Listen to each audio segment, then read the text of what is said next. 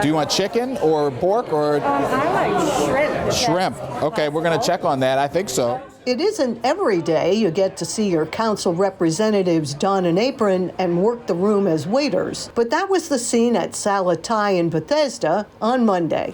And spring rolls are going to be coming to everybody. It was all to call attention to One Fair Wage, a campaign to get living wages for service workers who earn sub-minimum wages and have to try to survive on tips.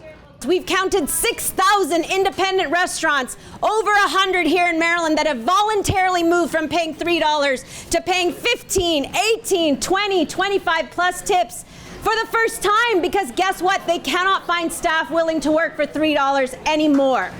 And as a result of this massive upheaval, this massive shift in the economy, we are finally winning this very tough campaign. DC just raised the wage to $16.10 plus tips. If I lived in Montgomery County and worked in this industry, I would just wake up in the morning and go over to DC and get 5 times the wage. Wouldn't you?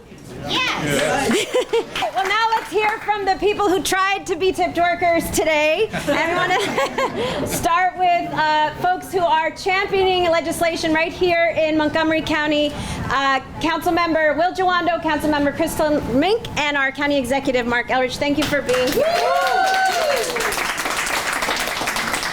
Well, thank you, Saru, and thank you to the One Fair Wage team and all the allies. I hope we did a decent job waiting on your tables. I'm actually getting nervous standing over here. I'm like, they haven't gotten their food yet. So but this is a great day to be in this fight. You got to be able to be paid a fair wage. You also have to be able to afford to live here so you can get to your job.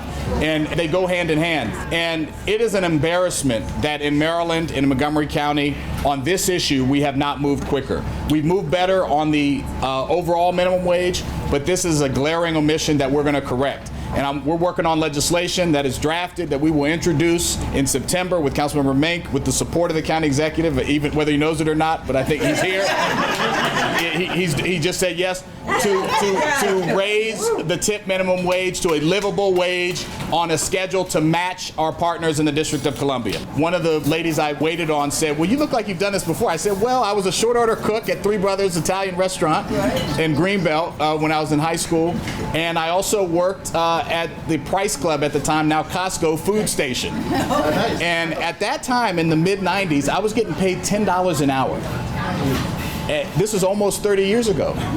You can get people paid a fair wage and make a profit. Don't believe the hype that you can't do it. That's right. The economic impacts of making sure that members of our community are able to be economically viable, that is an enormous part of the equation that often gets left out. That has serious healthcare impacts, mental and physical healthcare impacts, the ability to stay stably in your home, to provide your family with what they need.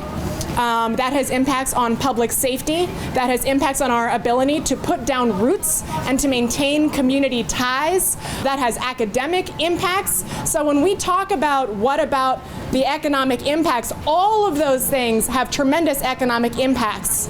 And also, dignity matters. Yeah. That's right. Dignity matters. That's right.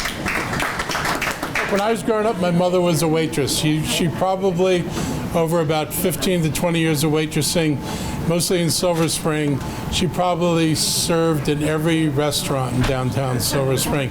And I used to sit up at night and watch her pour her change out on the table and count how much she had made. And it was never very much. So I'm in. I will sign the bill when you get it passed, hopefully. And hopefully today's progress on a very important issue is a sign of the kind of success we can have with this council moving forward. So thank you all for being here today. Thank you so much.